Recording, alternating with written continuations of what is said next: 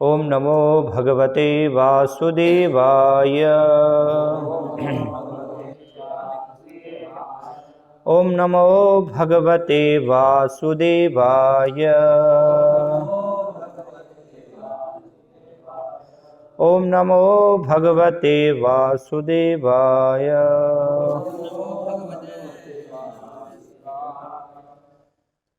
श्रीमद्भागवतम स्कंद 4 अध्याय 17 महाराज पृथु का पृथ्वी पर कुपित होना। श्लोक संख्या 8। सूत उवाच चोदितः विदुरेण एवं वासुदेव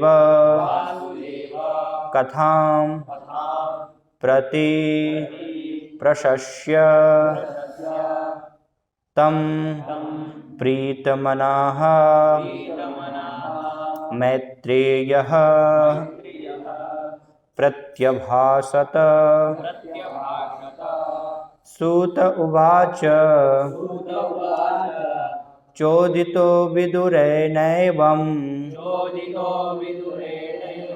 वासुदेव कथां प्रति प्रशस्य तं प्रीतमना मैत्रेयः प्रत्यभाषत। सूत उवाच सूत गोस्वामी ने कहा चोदितः प्रोत्साहित विदुरेण विदुर के द्वारा एवं इस प्रकार वासुदेव भगवान कृष्ण की कथां कथा के प्रति विषय में प्रशस्य प्रशंसा करके तम उसको प्रीतमनाः अत्यधिक प्रसन्न होकर मैत्रेयः मैत्रेय ने प्रत्यभाषत उत्तर दिया। अनुवाद तथा तात्पर्य श्री श्रीमद्भय चरणारविंद भक्ति वेदांत स्वामी श्री प्रभुपाद के द्वारा। सूत गोस्वामी ने आगे कहा कि जब विदुर को भगवान कृष्ण के विविध अवतारों के कार्यकलापों को सुनने की प्रेरणा प्राप्त हुई तो मैत्रेय ने विदुर की प्रशंसा की, क्योंकि वे स्वयं उनसे प्रोत्साहित और अत्यधिक प्रसन्न थे। तब मैत्रेय ने इस प्रकार कहा। तात्पर्य कृष्ण कथा अथवा उनके अवतारों की चर्चा आध्यात्मिक रूप से इतनी प्रेरणाप्रद होती है कि भक्त तथा श्रोता कभी थकते नहीं। आध्यात्मिक वार्ताओं की यही प्रकृति है। हमने वास्तव में देखा है कि मनुष्य विदुर तथा मैत्रेय की वार्ताओं को सुनते कभी अघाता नहीं। दोनों ही भक्त हैं और विदुर जितना ही पूछते हैं मैत्रेय बोलने के लिए उतनी ही अधिक प्रेरणा प्राप्त करते हैं। आध्यात्मिक चर्चा का लक्षण ही है कि कोई थकान का अनुभव नहीं करता। इस प्रकार विदुर के प्रश्नों को सुनकर महर्षि मैत्रेय कुंठित नहीं अपितु विस्तार से बताने के लिए प्रोत्साहित हुए। ओम अज्ञानतिमिरान्धस्य ज्ञानञ्जनशलाकया चक्षुरुन्मीलितं तस्मै श्रीगुरुवे नमः। श्रीचैतन्यमनोभीष्टं स्थापितं येन भूतले स्वयं रूपकदा मह्यं ददाति सुपदान्तिकं। वन्देऽहं श्रीगुरो श्रीयुतपदकमलं श्रीगुरून् वैष्णवांश्च श्रीरूपं साग्रजातं सहगणरघुनाथान्वितं तं सजीवं साद्वैतं सावधूतं परिजनसहितं कृष्णचैतन्यदेवं श्रीराधाकृष्णपादान् सहगण ललिता श्रीविशाखान्वितांश्च। जय श्री कृष्ण चैतन्य प्रभु नित्यानंद श्री अद्वैत गदाधर श्रीवासादि गौर भक्तवृंद। हरे कृष्णा कृष्ण कृष्ण हरे हरे, हरे राम राम राम हरे हरे। हरे कृष्णा। तो भगवान जब इस धराधाम पर अवतरित होते हैं विशेष रूप से नर रूप से लीला करने के लिए, तो शास्त्रों में वर्णन किया गया है कि जितनी भी भगवान लीलाएं करते हैं सभी लीलाएं बहुत ही मधुर हैं, लेकिन उन सब लीलाओं में भी भगवान जो नर रूप में लीलाएं करते हैं तो वो और भी ज़्यादा मधुर है, उसका आस्वादन और भी ज़्यादा है। इसलिए चैतन्य चेतावत में कहा गया है, कृष्णेर यतेक खेला सर्वोत्तम नर लीला, नर बपू तहार स्वरूप, कि भगवान ने जितनी भी जो हैं लीलाएं की हैं उनमें नर रूप से भगवान जो लीला कर रहे हैं वो क्या है, सर्वोत्तम है, मतलब सबसे उत्तम, सर्वश्रेष्ठ भगवान की ये लीलाएं हैं। तो भगवान जब भी इस धराधाम पर अवतरित होते हैं तो दो प्रकार से भगवान जो है लीलाएं करते हैं।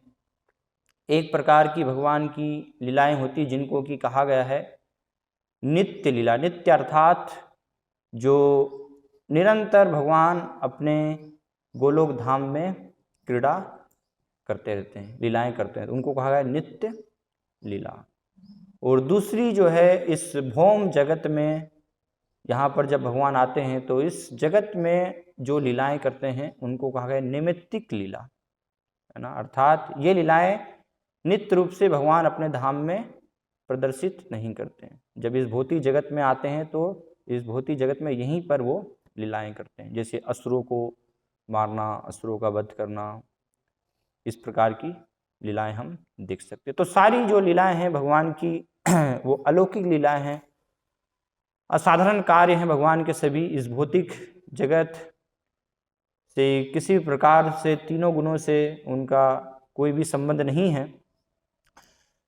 तो जैसे ही कोई, हम देखते हैं कि जब भगवान यहाँ पर लीलाएं कर रहे थे तो जिस प्रकार से भी उनके संपर्क में जो भी व्यक्ति आए तो वो तुरंत अपने आप को आध्यात्मिकता में या एक प्रकार से पवित्र अनुभव करते हैं। तो ऐसे ही भगवान चूंकि आध्यात्मिक हैं तो भगवान के संबंध में जो भी है, भगवान के चाहे वो नाम हो, उनका रूप का दर्शन करना हो, उनके गुणों के बारे में चर्चाएं करना हो, या उनकी लीलाओं को श्रवण करना, कहना, तो वो सब भी क्या है, पूर्ण रूप से आध्यात्मिक, भगवान से अभिन्न है, कोई भी भेद इनमें नहीं बताया गया।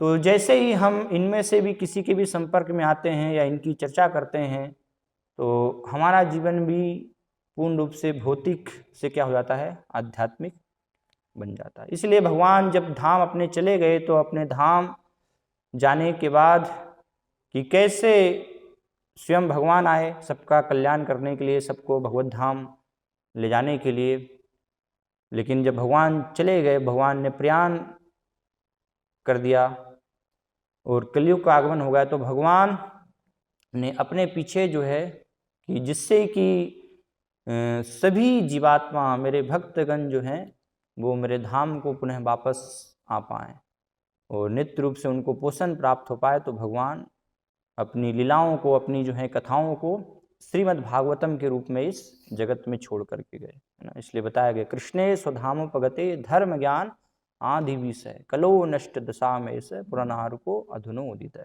जब भगवान अपने धाम चले गए तो जाने के बाद पूरे जगत में जो है अंधकार व्याप्त हो गया, कलयुग का आगमन हो गया।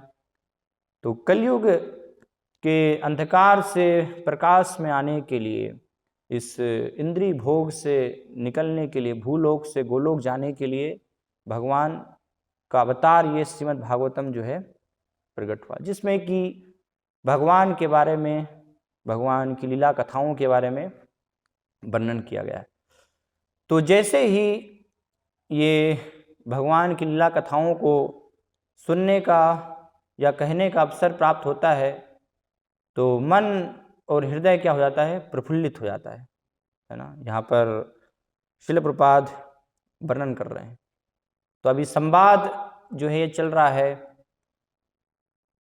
विदुर और मैत्रेय के बीच में, विदुर जब हस्तिनापुर से निकल करके भ्रमण करते करते पहले उद्धव जी के पास जाते हैं और उद्धव जी से जिज्ञासा करते हैं कि आप भगवान के सबसे प्रिय हैं, है ना, आप जितने भगवान को प्रिय हैं उतने तो स्वयं न ब्रह्मा, न चर लक्ष्मी, न ईशानो, न शिवजी, ब्रह्मा और स्वयं लक्ष्मी जी भी भगवान को उतनी प्रिय नहीं है जितनी कि उद्धव जी आप हैं। तो आप इसलिए भगवान के बारे में मुझे बताइए।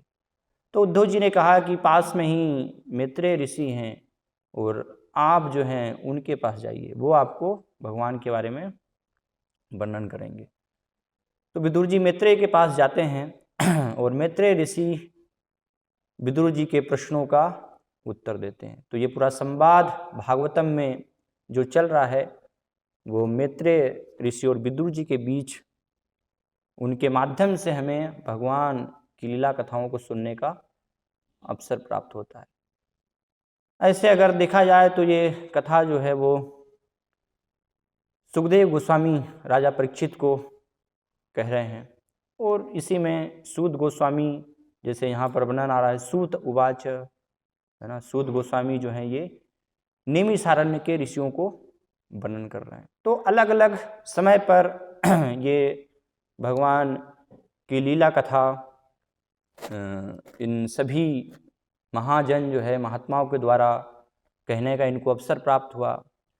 जब भगवान अपने धाम चले गए 5,000 वर्ष पूर्व, तो उसके भगवान के प्रयाण करने के लगभग जो है 30 साल बाद राजा परीक्षित, क्योंकि तुरंत कलयुग का आगमन हो गया, और इस कलयुग की स्थिति में जब राजा परीक्षित को श्राप मिला 7 दिन उनकी मृत्यु हो जाएगी, 7 दिन के बाद तक्षक नाग के काटने से, तो उस समय सुखदेव गोस्वामी जो हैं वो उनको ये भगवान की कथाओं का वर्णन करते हैं, क्योंकि उससे राजा परीक्षित को वर्णन करने के लगभग जो है 16 साल पहले सुखदेव गोस्वामी ने स्वयं ये भागवत कथा श्रवण करी थी। कहाँ श्रवण करी थी? एकाम्र कानन वन, जहाँ पर कि शिव जी का निवास है, शिव जी का वो स्थान है। तो उस एकाम्र कानन वन में उड़ीसा में शिव जी पार्वती जी को ये भगवान की लीलाओं के बारे में वर्णन कर रहे थे, और उस समय सुखदेव गोस्वामी है वहाँ पर तोते के रूप में थे। तो पार्वती के साथ वो भी श्रवण कर रहे थे, लेकिन श्रवण करते करते पार्वती जी तो सो जाती हैं, उनको नींद आ जाती हैं, लेकिन सुखदेव गोस्वामी जो तोते के रूप में हैं वो ये कथा को सुनते रहते हैं। तो शिव जी को कुछ समय के बाद पता चलता है कि पार्वती जी तो सुन नहीं रही, और कोई सुन रहा है, और ऐसी गुह्य कथा, ये अमृत कथा का अगर योग्य व्यक्ति कोई अधिकारी नहीं है वो इसका आस्वादन कर लेगा तो उसके लिए अच्छा नहीं है। तो इसलिए फिर शिव जी सुखदेव गोस्वामी जो कि तोते के रूप में है अभी उनको मारने का प्रयास करते हैं। तो सुखदेव गोस्वामी वहाँ से व्यासदेव जी की जो पत्नी हैं उनके गर्भ में प्रवेश कर जाते हैं। उनके गर्भ में प्रवेश करके 16 वर्ष तक गर्भ में ही रहते हैं, और 16 वर्ष के बाद व्यासदेव जी जब प्रार्थना करते हैं कि आप बाहर आइए, तो बाहर निकलते हैं और बाहर निकल के तुरंत जो है वो वन में प्रस्थान कर जाते हैं। तो फिर ये स्थिति आती है कि बाद में राजा परीक्षित जो कि आमरण उपवास कर रहे थे और वो चाहते थे कि उन्हें उनका कल्याण हो, कैसे वो ये मृत्यु से मुक्त हो सकते हैं, तो सुखदेव गोस्वामी उनको ये भगवान की कथा का वर्णन करते हैं। और इससे पहले भी अगर हम देखें तो राजा परीक्षित के श्रवण कराने से पहले भी भगवान के 5,000 वर्ष पूर्व जाने के बाद जो वज्रनाभ है उनके प्रपौत्र वो कालिंदी आदि जो रानियां थीं, जो कि भगवान के जाने के बाद विरह से व्यथित थी, तो उनको उनकी विरह वेदना को दूर करने के लिए ये भगवान की लीला कथा का सबसे प्रारंभ में सबसे पहले जो है उद्धव जी उनको सुनाते हैं, उनको वर्णन करते हैं, जिससे कि उनको आनंद प्राप्त होता है, अमृत की उनको प्राप्ति होती है। और सुखदेव गोस्वामी ने जब सुनाया तो उसके 200 साल बाद यही भगवान की लीला कथाओं को गोकर्ण जो है वो अपने भाई धुंधुकारी को सुनाते हैं, श्रवण कराते हैं।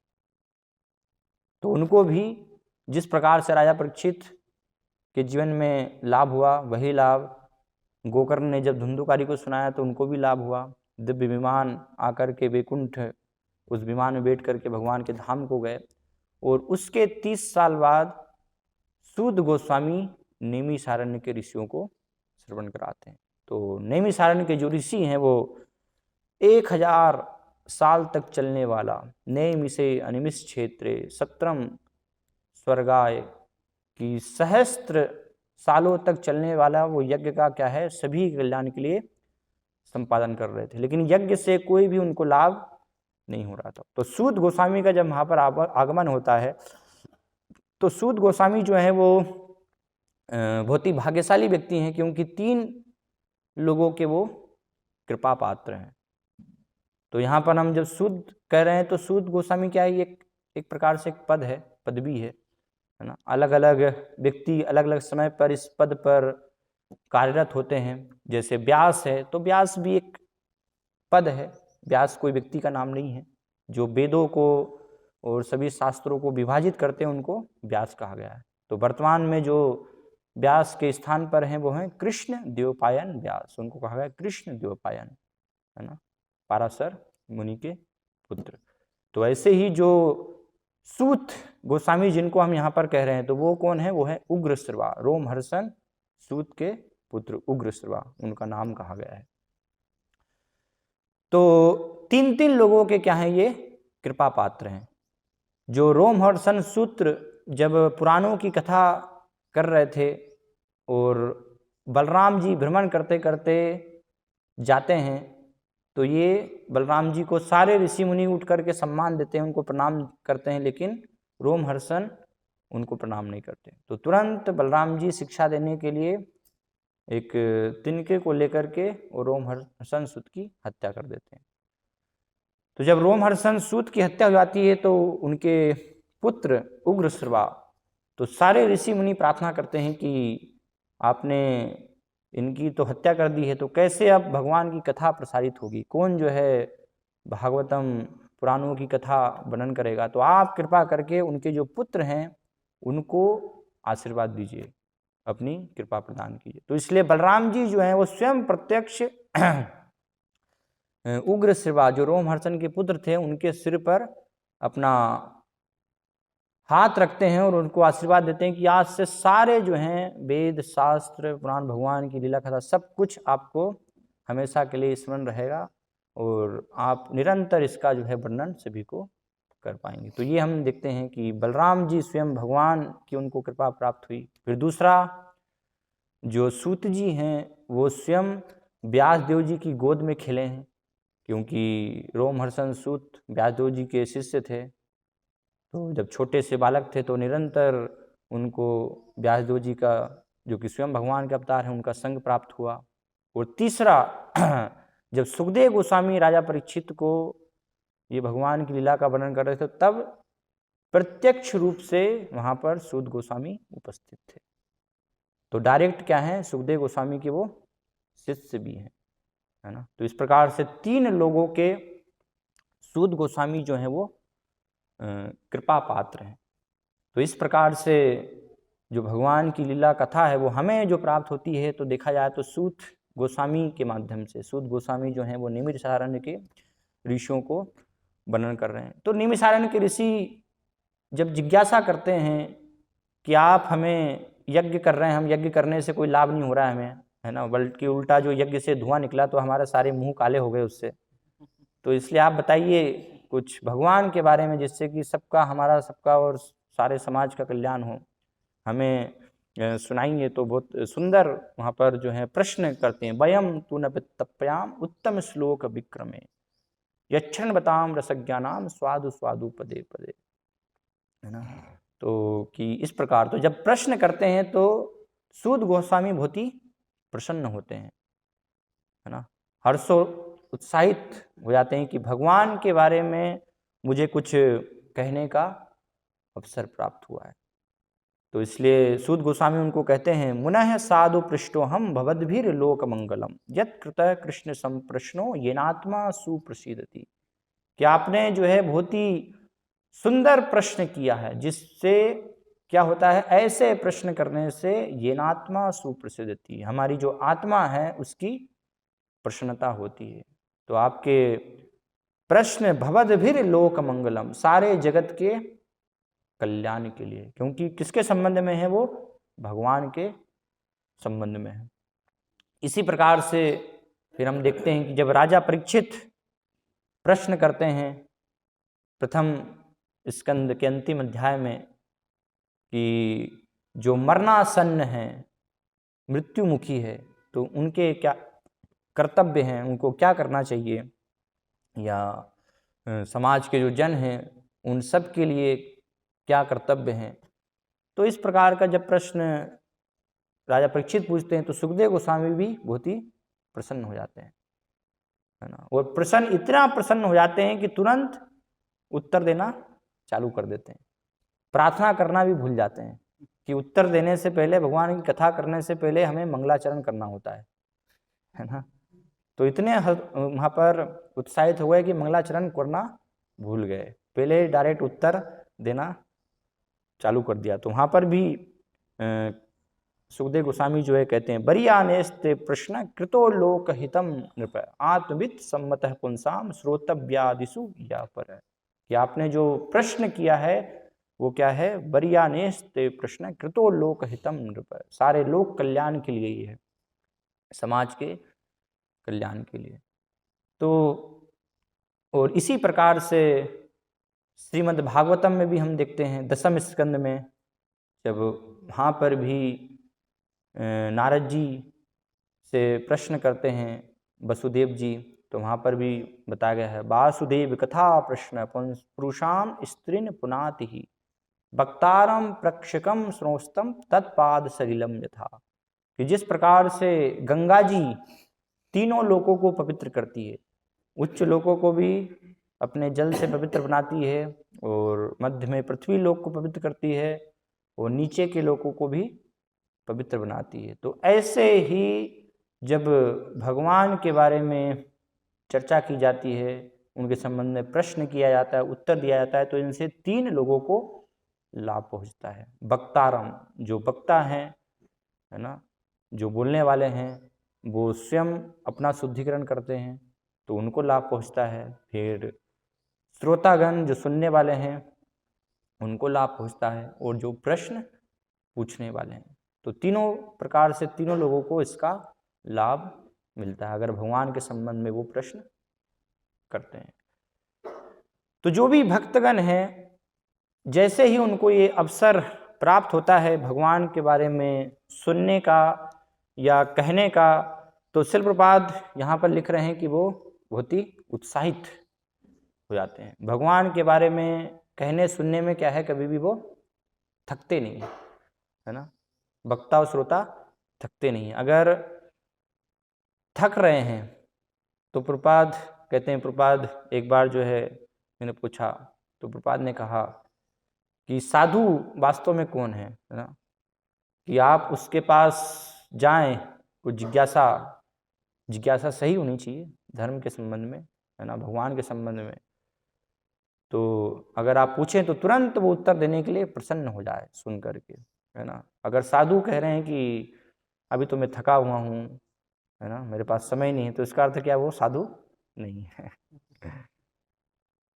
तो इस प्रकार से भगवान के संबंध में जब भी अवसर प्राप्त होता है, क्योंकि है ना, जब आपको अमृत बांटने का या लेने का अवसर प्राप्त होगा तो कोई उसमें थकेगा क्या?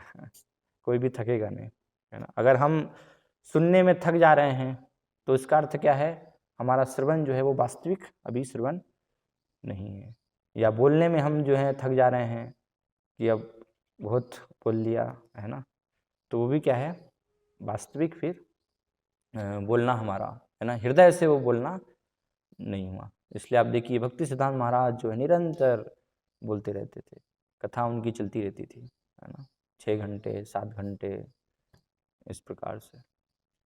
वो फिर भौतिक जगत में हम हैं तो भौतिक परिस्थिति को ध्यान में रख करके कथा को विराम उनको देना पड़ता था। नहीं तो चाहे तो निरंतर 24 घंटे भगवान की कथा वो वर्णन करते रहें, क्योंकि वो इस प्रकार से है ना, कभी भी वक्ता और श्रोता जो हैं इससे प्रपाद यहाँ पर लिख रहे हैं अघाते बोर नहीं होते हैं, क्योंकि इसमें क्या है, नित्य जो है नया रस है। हर क्षण जो है भगवान के बारे में, भगवान नवीन हैं, नित्य किशोर हैं। भगवान जो है बताया गया आद्यम पुराण पुरुषम नव यौवनम च, भगवान जो है आदि पुरुष हैं, आदि पुरुष होते हुए भी क्या है, नव यौवनम च, नित्य नव युवक है। तो नव यौवन का अर्थ क्या है, भगवान नव यौवन है तो भगवान के संबंध में हर जो चीज है, उनके गुण हों, उनकी लीलाएं हों, वो सब भी क्या है, हर समय नवीन रहती हैं, हर समय ताजा रहती हैं। इसलिए प्रपाद वर्णन करते हैं, अगर कोई बार बार भी अगर जो है भगवत गीता श्रीमद् भागवतम को श्रवण कर रहा है, पढ़ रहा है, तो कभी भी उससे बोर नहीं होगा, है ना। ऐसा नहीं उसको लगेगा कि नहीं अब तो बहुत बार मैंने सुन लिया, बहुत बार मैंने पढ़ लिया, नहीं अब नहीं, बार बार वो उसको श्रवण कर, और जितनी बार भी वो करेगा, जितनी बार भी श्रवण करेगा, जितनी बार भी पढ़ेगा, तो हर बार उसको एक नया रस प्राप्त होगा, हर बार उसको एक नया साक्षात्कार उससे प्राप्त होगा। चाहे आप जो है 1000 बार पढ़ लें, 1000 बार एक ही चीज को 1000 बार आप जो है श्रवण कर लें, है ना, 10,000 बार श्रवण कर लें, बार में फिर वही सेम चीज जो है श्रवण करेंगे, सेम चीज उसी को पढ़ेंगे, तो आपको एक नया उससे जो है रस मिलेगा, नया अनुभव आपको प्राप्त होगा। क्यों? क्योंकि ये नित्य नवीन रहता है, कभी भी बासा नहीं होता। बहुत ही जगत में हम चीज़ें वस्तुएं देखते हैं, वो सब एक बार पढ़ने के बाद किसी की रुचि नहीं रह जाती है ना। लोग पत्रिका न्यूज़पेपर एक बार पढ़ते हैं, पढ़ करके फेंक देते हैं। उनको बोलो कि दूसरी बार आप पढ़ लो, है ना, आपको हम देते हैं 10,000 रुपये देते हैं, दूसरी बार पढ़ लो, पढ़ेंगे नहीं। एक बार में भी नहीं पढ़ते लोग, कुछ थोड़ा सा मेन हेडलाइंस वो देख लेते हैं, है ना, जगत में क्या चल रहा है, ताज़ा क्या है, जिससे कि हम दूसरों को बता सकें कि आज जगत में क्या है। क्योंकि जो सुबह से पढ़ के निकल जाते हैं बस वही फिर दूसरों को वो चर्चा करते हैं। लेकिन भगवान के संबंध में हर समय क्या है, नवीन है। यहाँ पर बताया जा रहा है स्वादु स्वादु पदे पदे, है ना, यक्षण बताम रसक ज्ञानाम स्वादु स्वादु पदे पदे, कि हर पद पद पर क्या है, एक नया स्वाद, है ना, नए रस की उनको प्राप्ति होती है। तो इसलिए भक्त जन जो हैं वो कभी भी इससे बोर नहीं होते, कभी भी थकते नहीं है, है ना। एक ही क्रियाकलाप बार बार वो सुनते रहते हैं, पढ़ते रहते हैं। जैसे चेतन महाप्रभु हम देखते हैं, चेतन महाप्रभु जब रामन राय और उनसे श्रवण करते थे, है ना, अलग अलग भागवतम की कथा, तो एक ही उपाख्यान को बार बार बोलते थे, और सुनाइए, और सुनाओ, है ना, और सुनाओ। तो इस प्रकार से बार बार एक ही चीज को चेतन महाप्रभु क्या है, बार बार श्रवण कर रहे हैं। जितनी बार श्रवण कर रहे हैं उनका आनंद उससे बढ़ता जा रहा है ना।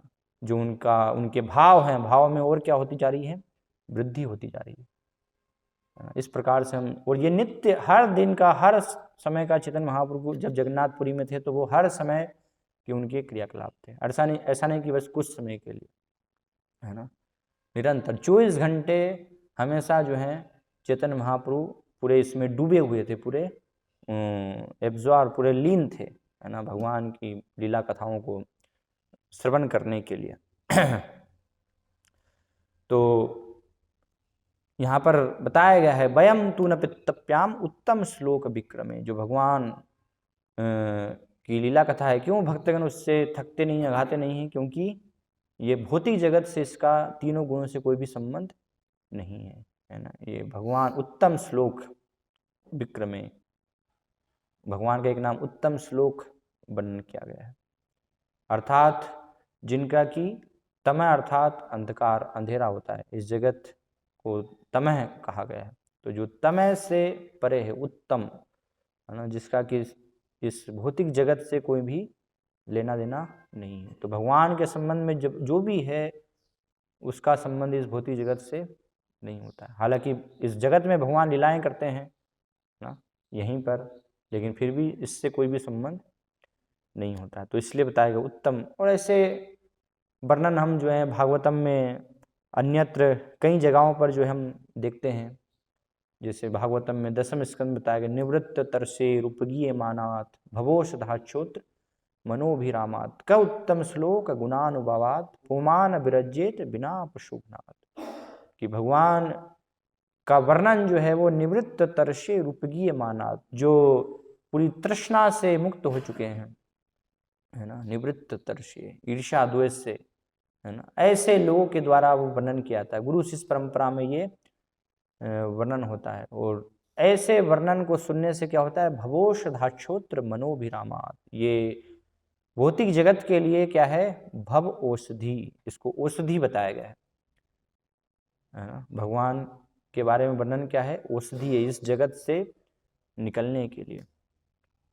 तो बताया गया कि जो आत्महत्या करने वाले हैं, है ना, पुमान विरजेत बिना पशुघ्नात, पशुघाती, है ना, स्लॉटर हाउस में पशु को हत्या की जाती, मारा जाता है।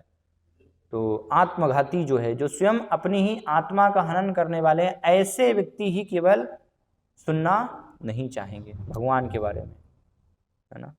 बाकी जो भी अपना कल्याण करना चाहते हैं, भवरोग से निकलना चाहते हैं, तो वो सब इसको श्रवण करना चाहेंगे। केवल ऐसे व्यक्ति जो कि स्वयं जानबूझ करके आत्महत्या करना चाहते हैं ना, आत्मघाती हैं, वो लोग इसको केवल सुनना नहीं चाहेंगे। तो ऐसे लोगों के बारे में बताया गया है।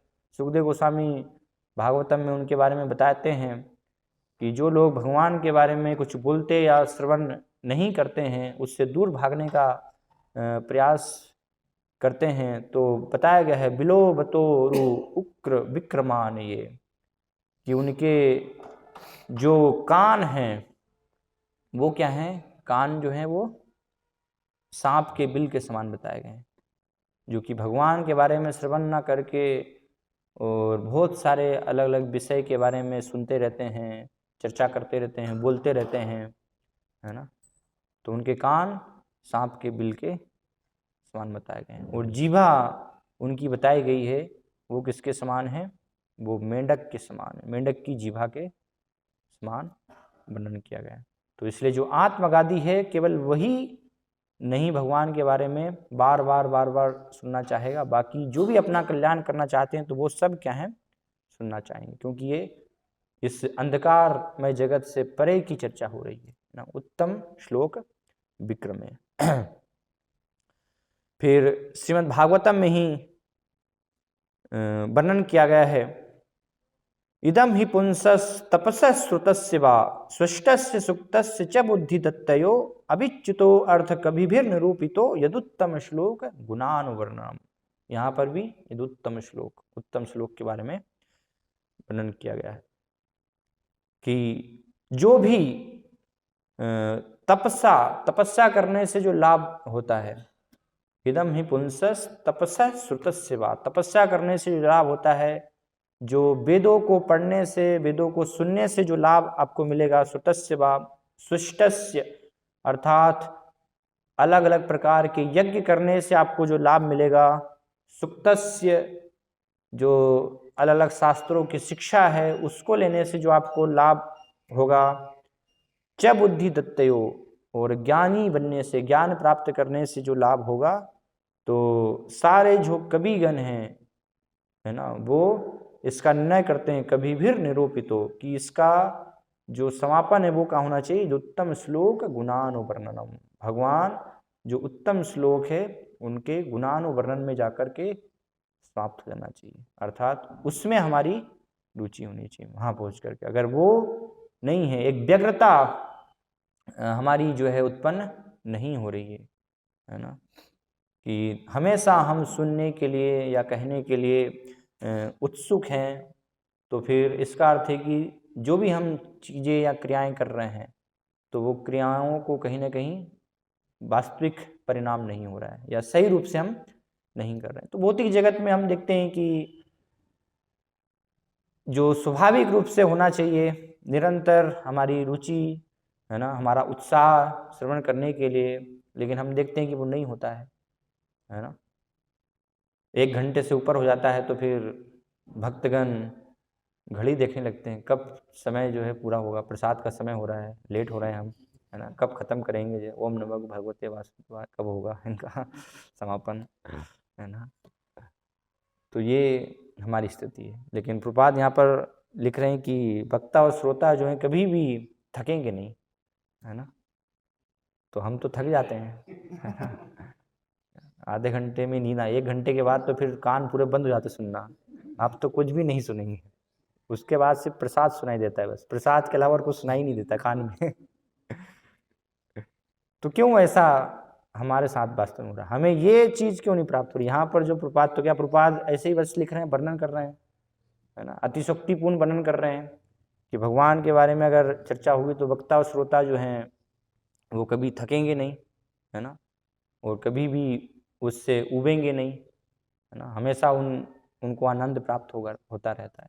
तो हमें वो क्यों प्राप्त नहीं हो रहा, क्या उसका कारण है ना। तो रूप गोस्वामी इसलिए वर्णन करते हैं, उपदेशामृत में रूप गोस्वामी बताते हैं, कृष्ण नाम चरितादि सिताप्त विद्या पित्तोपतप्त रश्नस्य नुरोचिकानु किंत्वादराद अनुदिनम खलु सेव जुष्टा स्वाद्वी क्रमाद भवती तद्गत मूलहंत्री। कि जो भगवान के लीला हैं, गुण हैं, नाम रूप वो सब हैं, वो क्या हैं, उनकी तुलना रूप गोस्वामी करते हैं, वो कैसे हैं, मिश्री के समान, है ना।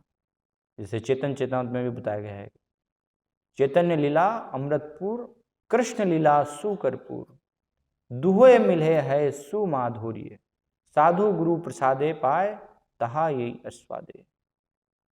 कि ये दोनों क्या हैं, चैतन्य लीला वो अमृत के समान है और कृष्ण लीला कर्पूर के समान है। अगर खीर में थोड़ा सा कर्पूर डाल दें तो उसका स्वाद और बढ़ जाता है। तो ऐसे और ज़्यादा जो है कृष्ण लीला क्या है, आस्वादनीय। लेकिन वो आस्वादन अभी हमें प्राप्त नहीं हो रहा है। तो तुलना की गई है पित्तोपतप्त रसनस्य न रोचिकानु, जिसको कि पित्त रोग हो गया है, पीलिया रोग जिसको हो गया है, तो उसको क्या है, मिश्री की मिठास अच्छी नहीं लगती है, उसको मिश्री कड़वी लगती है अगर आप मिश्री देंगे तो।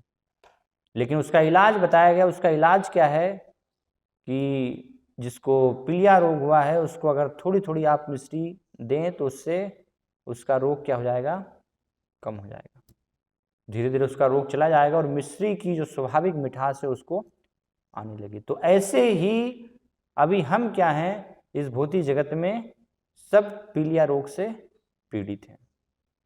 यहाँ पर माया का पूरा हमारे ऊपर बुखार चढ़ा हुआ है, तो इसलिए ये रोगी, हम सब जो हैं रोगी हैं यहाँ पर। तो इस कारण से रोग में क्या है, कोई भी जो अच्छी चीज़ होती है, अमृतमय चीज़ होती है, मिठास जिसमें होती है, वो अच्छी नहीं लगती हमें, कड़वी लगती है, उसको लेने की इच्छा नहीं होती है। तो इसका अर्थ क्या है, इसका अर्थ है कि उसमें रस नहीं है, उसमें मिठास नहीं है ना, उसमें रस है मिठास, लेकिन हम अपनी स्वाभाविक स्थिति में नहीं, है ना। अभी हमें रोग हो गया है तो इस कारण से उसका हम आस्वादन नहीं कर पा रहे हैं। तो जैसे रोग दूर होगा हमारा वैसे ही वो मिठास हमें आने लगेगी। तो इसलिए बताया गया है किंत्वादराद अनुदिनम खलु सेव जुष्टा। तो इसलिए क्या करना चाहिए हमें, प्रतिदिन अनुदिनम आदराद खलु सेव जुष्टा, आदर के साथ श्रद्धा के साथ हर दिन हमें क्या करना चाहिए, भगवान के बारे में श्रवण करना चाहिए, कहना चाहिए, वर्णन करना चाहिए। तो पूरे नियमित रूप से अगर हम जो है इस प्रकार से श्रवण करेंगे तो धीरे धीरे क्या होगा, ये रोग हमारा चला जाएगा, और जैसे ही रोग चला जाएगा तो तुरंत मिश्री की मिठास आने लगेगी। तो ऐसे ही भगवान की जो लीला है फिर वो अमृत के समान हमें लगने लगेगी। इसलिए कुंती महारानी वर्णन करती हैं, श्रवणंति गृह्णन्ति अभीक्ष्णस स्मरन्ति नंदन्ति तवे हितम जना सएव पश्यन्त चिरेन तावकम भव प्रवाहो परमाम बुदम बुजम। कि जो व्यक्ति निरंतर जो है श्रवन्ति स्मरन्ति, है ना, गृह्णन्ति अभक्षणश, कि हर दिन निरंतर क्या कर रहा है, भगवान के बारे में श्रवण कर रहा है, उनका स्मरण कर रहा है, उनका वर्णन कर रहा है, कीर्तन कर रहा है। और ऐसे जो कि दूसरे लोग जो कर रहे हैं उनको करते हुए देखकर नंदंती तबे हितम जना, है ना, आनंदित होते हैं। अगर हम नहीं कर पा रहे तो दूसरे जो कर रहे हैं उनको करते हुए देख करके वो उस स्थिति में भी हम आनंदित हो रहे हैं कि भगवान के बारे में ये चर्चा हो रही है, भगवान के बारे में श्रवण हो रहा है या कुछ बोला जा रहा है, तो उसको देख कर ही हम आनंदित होते हैं। तो बताया गया ऐसे व्यक्ति का भी क्या होता है, सएव पश्यंत चिरेन तावकम, बहुत ही जल्द वो क्या है देखते हैं। किसको देखते हैं? भगवान के चरण कमलों को देख पाते हैं। वो जो चरण कमल कैसे हैं? भव प्रवाहो परमम पदाम्बुजम, इस भव रोग का नाश करने वाले। तो ऐसे भगवान के चरण कमलों को वो प्राप्त कर पाते हैं। कौन लोग? जो कि निरंतर श्रवण कीर्तन और स्मरण में लगे हुए हैं, या जो लगे हुए हैं उनको देख करके जो प्रसन्न हो रहे हैं, हर्षित हो रहे हैं। तो इसलिए बताया गया है भक्तों के लिए कि जो भी ऐसे स्थान की हमें निरंतर क्या है खोज करती रहना चाहिए, जहाँ पर कि भगवान के बारे में कुछ वर्णन किया जा रहा है, कुछ सुनने का अवसर प्राप्त हो वैष्णवों के द्वारा, है ना, अभक्तों के द्वारा नहीं। ऐसा नहीं है कि हमें अभक्तों से जा कर के श्रवण करना है। श्रवण तो बहुत जगह जो है चल रहा है, बहुत जगह वर्णन हो रहा है, लेकिन उसमें पहचान करने की आवश्यकता है। अवैष्णव के द्वारा हमें श्रवण वो वर्णन नहीं सुना है, क्योंकि अगर उनसे सुनेंगे तो फिर क्या होगा? सनातन गोस्वामी बताते हैं, अवैष्णवो मुकोदगीर्णम पूतम हरिकथामृतम श्रवणो नेव सर्पिष्टिष्ट यथापय, कि वो क्या है हमारे लिए जहर बन जाएगा, अमृत भी जहर हो जाएगा अवैष्णवों के मुखों से श्रवण करने पर।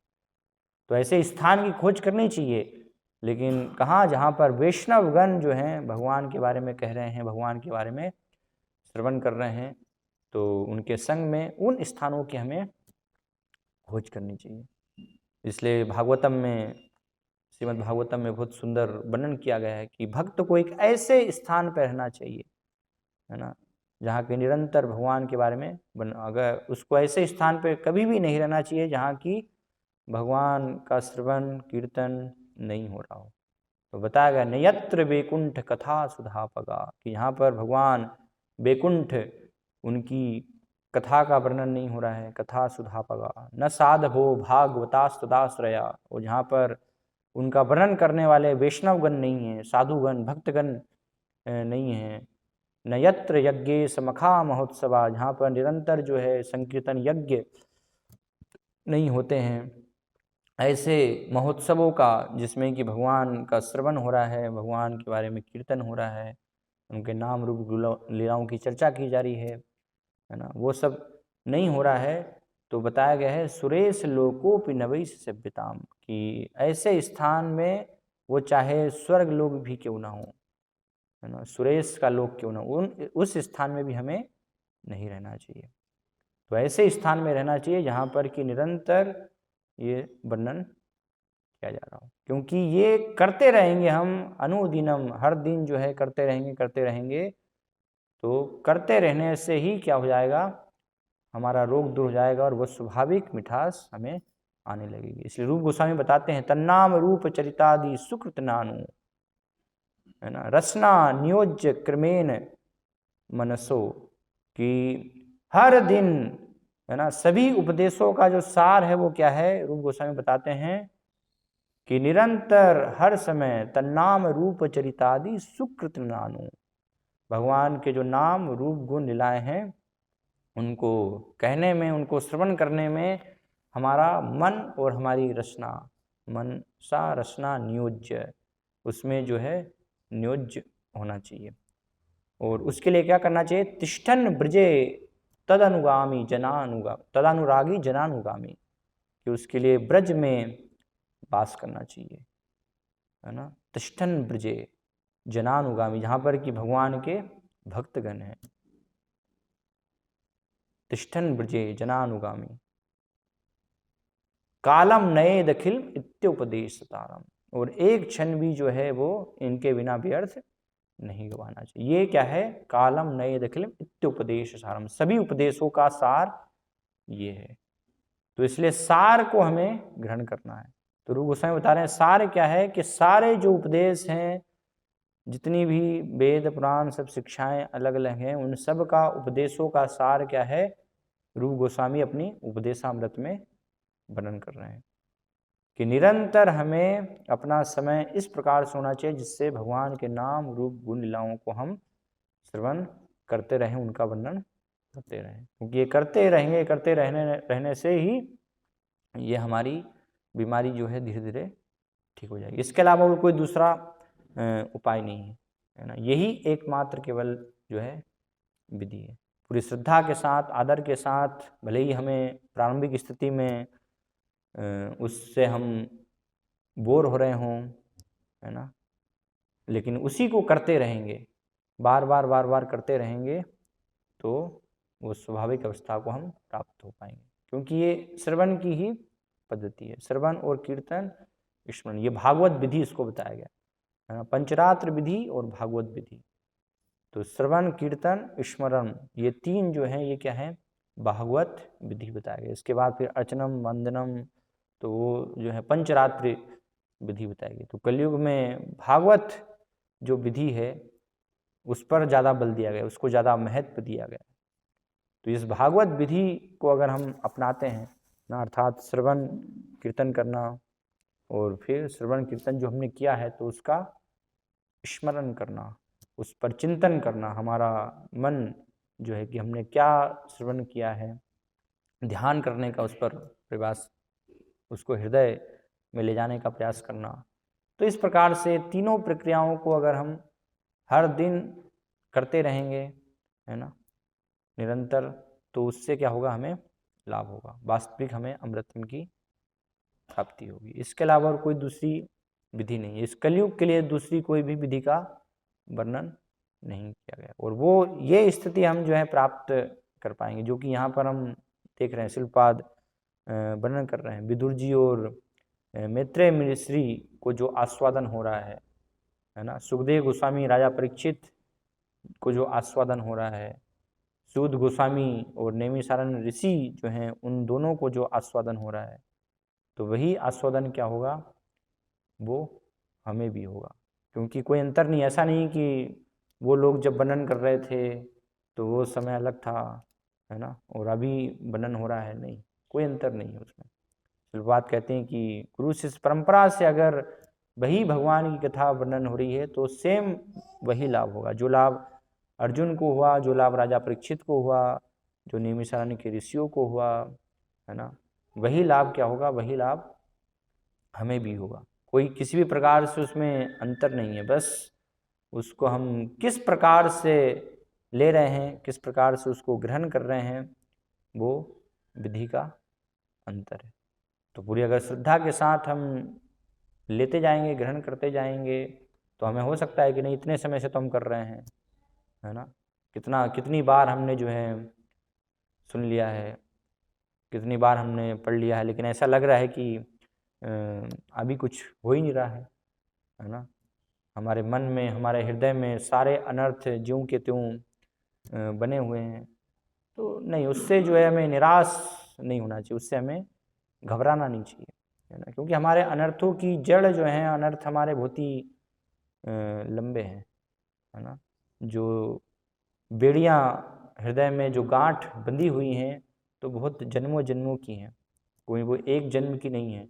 तो इसलिए हम सोचें कि बहुत आसानी से, बहुत सरलता से, बस थोड़ा समय हमने भगवान के बारे में श्रवण किया और वो कट जाएंगी, तो हमें वो टेस्ट, वो आनंद जो है प्राप्त हो जाएगा, नहीं, समय लगेगा, है ना। तो इसलिए हतोत्साहित नहीं होना चाहिए, करते रहना है उत्साह के साथ, जो है हमें भगवान के बारे में श्रवण करना, दूसरों को जो है बताना, प्रचार करना, वो हमें करते रहना, उससे हतोत्साहित नहीं होना।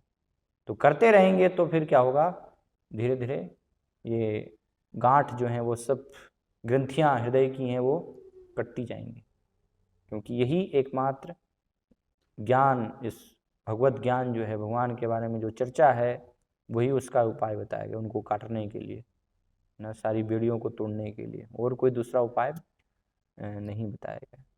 तो भगवान के भक्तों के संग में इसलिए हमारा ये पूरा प्रयास होना चाहिए निरंतर, कि कैसे हम बार बार मन को अच्छा नहीं भी लग रहा है तो भी हम जो है भगवान के बारे में इस प्रकार से श्रवण कर रहे हैं।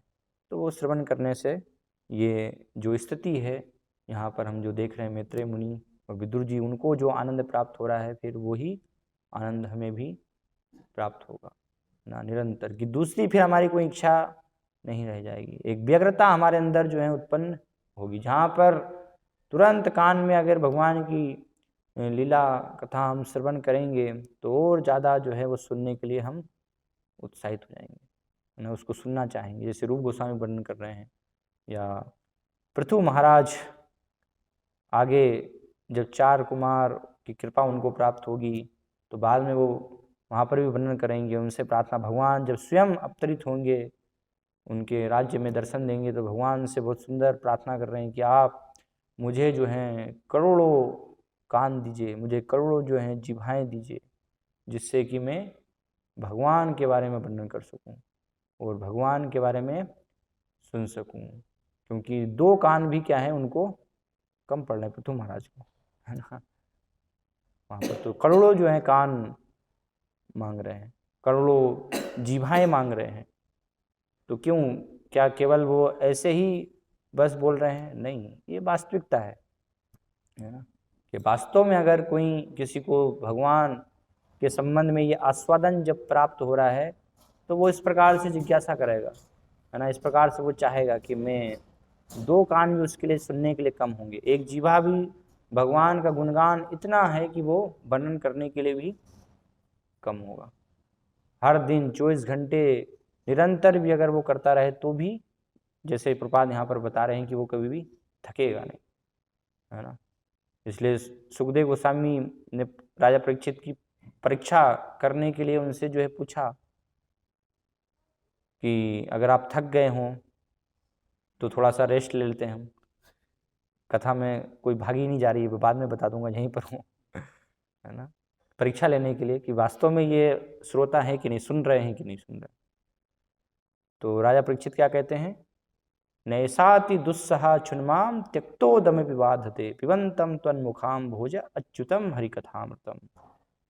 कि हालांकि मैं मृत्यु के मार्ग पर हूँ, है ना, कभी भी मेरी किसी भी क्षण जो है मृत्यु हो सकती है, लेकिन आप जो ये अमृत वर्णन कर रहे हैं तो क्या है उससे, नेसाति दुस्सहा छुन्माम त्यक्तोदम विवादते, जिससे कि सारे सामान्य जो है सब प्राणियों को ये शरीर की जो है क्षुधा, तृष्णा, भूख, प्यास, है ना, थकान, वो सब उनको सताती है, तो मुझे ये कोई भी तृष्णा नहीं सता रही है।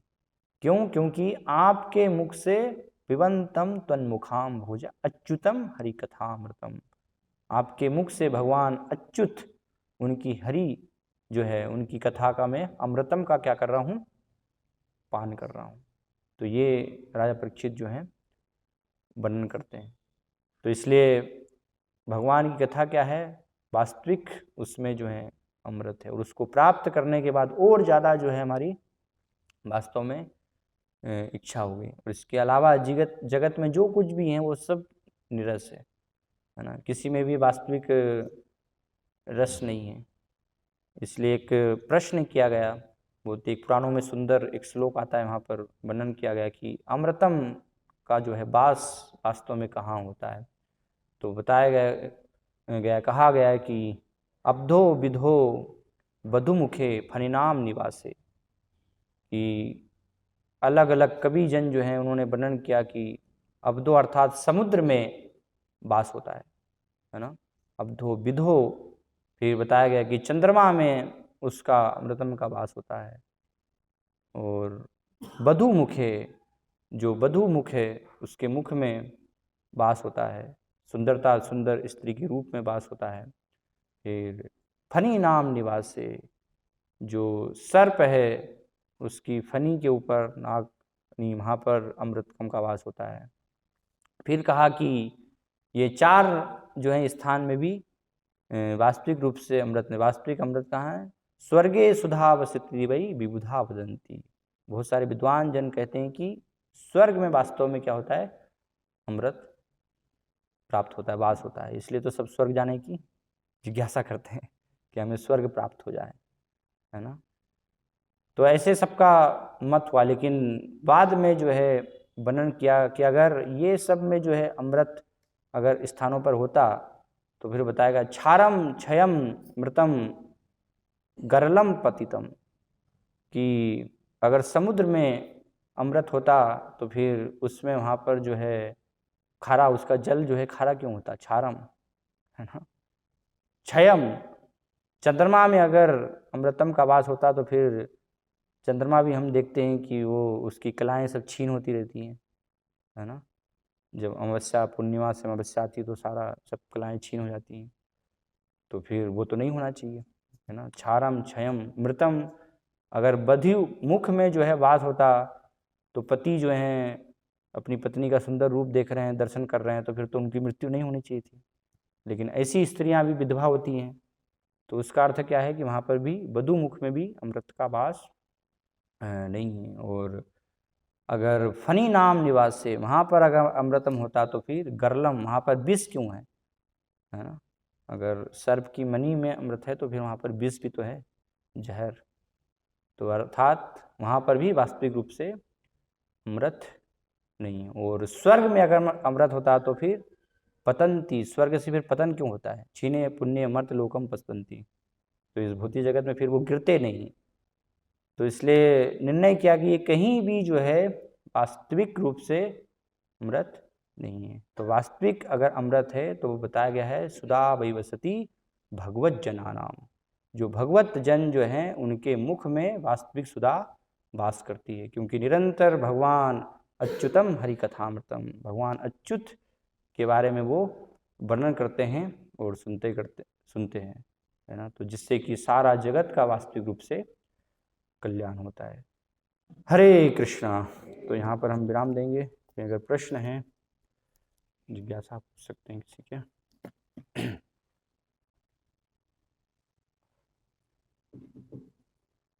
यस। एक क्लैरिफिकेशन है, वो जो आप बताएं विस्तृत गोस्वामी बतला रहे हैं मैत्रेयी और विदुर जी के बारे में, और सुध गोस्वामी भी चर्चा कर रहे हैं परीक्षित महाराज और सुखदेव गोस्वामी का जो संवाद है, तो ऐसा ही आपको बताएं। सुध गोस्वामी, क्योंकि सुध गोस्वामी ने श्रवण किया था सुखदेव गोस्वामी से, तो इसलिए बाद में फिर उन्होंने सोनाकादि ऋषियों को सुनाया, जो 88,000 ऋषि से यज्ञ कर रहे थे उनको बाद में श्रवण कराया। तो ये सामान्य रूप से आपने कहा कि जो लीला होती भगवान की कथा, वो हमें बहुत ही भक्ति में सुनते हैं तो प्रफुल्लित होता है, लेकिन सामान्य रूप से लोगों के अंदर ऐसी धारणा होती है कि जो भगवान की लीला कथा है मतलब या तो उनके धाम के संबंध में या भक्तों के संबंध में, लेकिन जब बात आती है भगवान की लीला सृष्टि के संबंध, तब लोग उतनी वहाँ पे वो अधिकतर रुचि नहीं दिखाते, तो उसको कैसे समझें। तो इसीलिए जैसे रूप गोस्वामी का जो मैंने बताया था, स्यात् कृष्णाम चरितादि विद्या पित्तोपतप्तरश्न से न रोचिकानु, अगर भगवान की लीला की जब बात हो रही तो हर लीला क्या है, अमृतमयी है। राजा परीक्षित ने ये नहीं कहा कि आप तो बस मुझे सीधे दशम स्कंद से सुनाइए भगवान की लीला, जो कि भक्तों के संबंध में है, माता यशोदा के साथ जो बाल लीलाएं हैं, उनकी अलग अलग क्रीड़ाएं हैं, गोपियों के साथ जो लीलाएं हैं। नहीं, प्रारंभ में सृष्टि की लीला दूसरे स्कंद में वर्णन कर रहे हैं, वहाँ पर सुखदेव गोस्वामी सुना रहे हैं, द्वितीय तृतीय। तो राजा परीक्षित तो और ज़्यादा उसमें जो है जिज्ञासा कर रहे हैं, प्रश्न कर रहे हैं कि कैसे सृष्टि हुई, कैसे ये क्या हुआ, ब्रह्मा जी ने कैसे क्रिएशन किया। ऐसा नहीं कि उससे बोर हो रहे हैं, है ना। तो उसका अर्थ क्या है, वास्तव में जो श्रवण कर रहे हैं वो कोई भी लीला हो भगवान की, हर एक लीला, तो उसको वो श्रवण करना चाहेंगे। ऐसा नहीं कि सिर्फ स्वाभाविक आकर्षण उनका रहेगा, सभी लीलाओं में भी वर्णन किया गया है कि जो रासलीला है वो सर्वोत्तम है ना। तो भक्तगण उसको सुनना चाहेंगे, लेकिन ऐसा नहीं है कि दूसरी जो भी संबंध में है वो उसमें कोई उनकी रुचि नहीं है। तो अगर नहीं हो रही है वो, इसका अर्थ क्या कि अभी हम केवल भौतिक भोग की हमारी दृष्टि है, हमें क्या अच्छा लग रहा है बस, तो भी एक प्रकार का भोगी है। भगवान को आनंद किससे हो रहा है, भगवान को क्या प्रसन्नता हो रही है ना, वो अभी हमारा विचार, भगवान की सेवा का विचार नहीं है उसमें। तो हमें इसमें हाँ आनंद मिल रहा है, मुझे मेरा एंजॉयमेंट होना चाहिए, है ना, मैं भक्ति भी कर रहा हूँ, भगवान के बारे में श्रवण भी कर रहा हूँ, तो मुझे किससे आनंद मिल रहा है वो मैं श्रवण करूँगा। तो इसका अर्थ क्या है कि वो वास्तविक रूप से सही समझ के साथ फिर श्रवण नहीं है, वो उससे हमारी बीमारी भी फिर ठीक नहीं हो पाएगी। तो इस कारण से, क्योंकि वो बीमार हैं हम, है ना, हमारी भोग की इच्छा है, तो उस कारण से हमें वो विचार करते हैं हम। लेकिन अगर वास्तविकता है तो वो सब प्रकार से जो भी है वो उसमें हमारा उत्साह रहेगा श्रवण करने के लिए।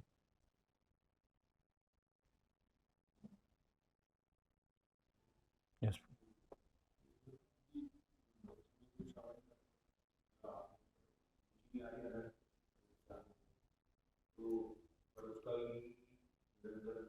हाँ, आदराद अनुदिनम, पूरी श्रद्धा के साथ, क्योंकि वो रोग होने दूर होने में समय लगेगा अभी, है ना, तो इसलिए हमें धैर्य नहीं खोना है।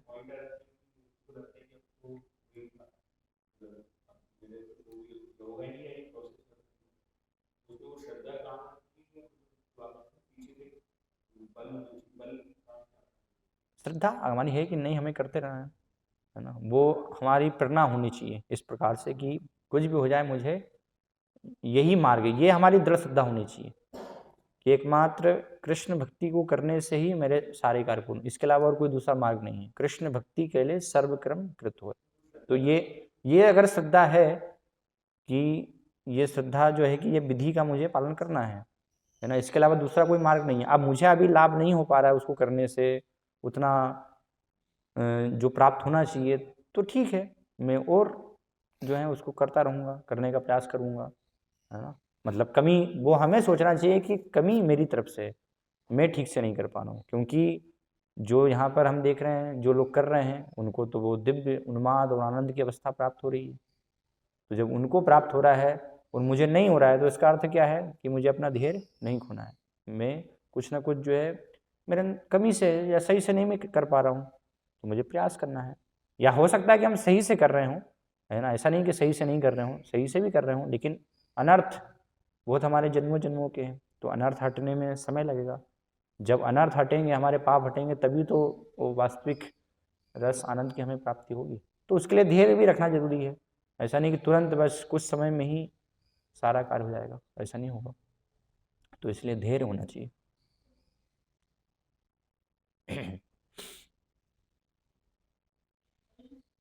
यस माता जी। हाँ, अच्छा, तो निवृत्ति और प्रवृत्ति, प्रवृत्ति मार्ग अर्थात जैसे बताया गया है जीव के लिए स्वाभाविक आहार निद्रा भय मिथुनम, जिसमें कि सामान्य रूप से सभी जन जो हैं इस भौतिक जगत में भोग में लगे होते हैं, तो ये इसको प्रवृत्ति मार्ग कहा गया है। और निवृत्ति मार्ग अर्थात इन जो सभी स्वाभाविक जिससे कि जीव जो है आकर्षित होता है इन सभी चीज़ों की तरफ, तो इससे निकलना, है ना, निवृत्त होना अर्थात संसार के भोगों से निकलने का प्रयास, तो उस मार्ग को कहा गया निवृत्ति मार्ग।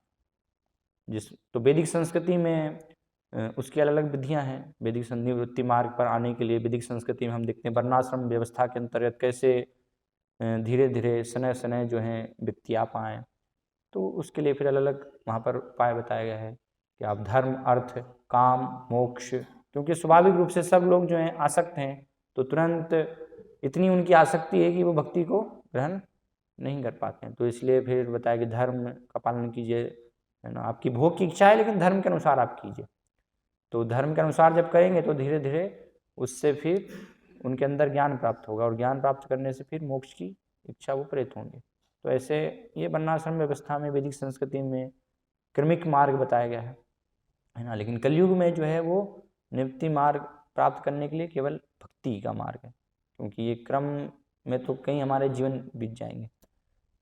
तो इसलिए वास्तविक जो है वो भक्ति की विधि, जैसे हम भक्तों के संग में आते हैं, उनसे श्रवण करते हैं, उनकी सेवा कुछ करने का प्रयास करते हैं, तो तुरंत जो प्रवृत्तियां जन्मों जन्मों से हम लोग, तो वो प्रवृत्ति मार्ग से छूट करके तुरंत हम निवृत्ति मार्ग पर जाते हैं ना। इसलिए हम देखते हैं कि जैसे ही भक्तों के संपर्क में कोई आता है, भगवान का नाम श्रवण करता है, कुछ कथा श्रवण करता है, तो सारे जो भौतिक आसक्तियाँ हैं धीरे धीरे वो छोड़ देता है ना, और भक्ति की सारी क्रियाओं को करने लगता है।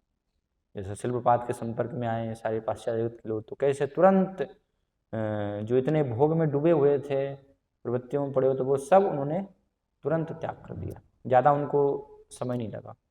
तो इसलिए ये भक्ति का मार्ग, भक्तों का संग जो है बहुत ही प्रभावशाली बताया गया है निवृत्ति मार्ग पर आने के लिए। ठीक है, श्रीमद् भागवतम की जय, श्रील प्रभुपाद की जय।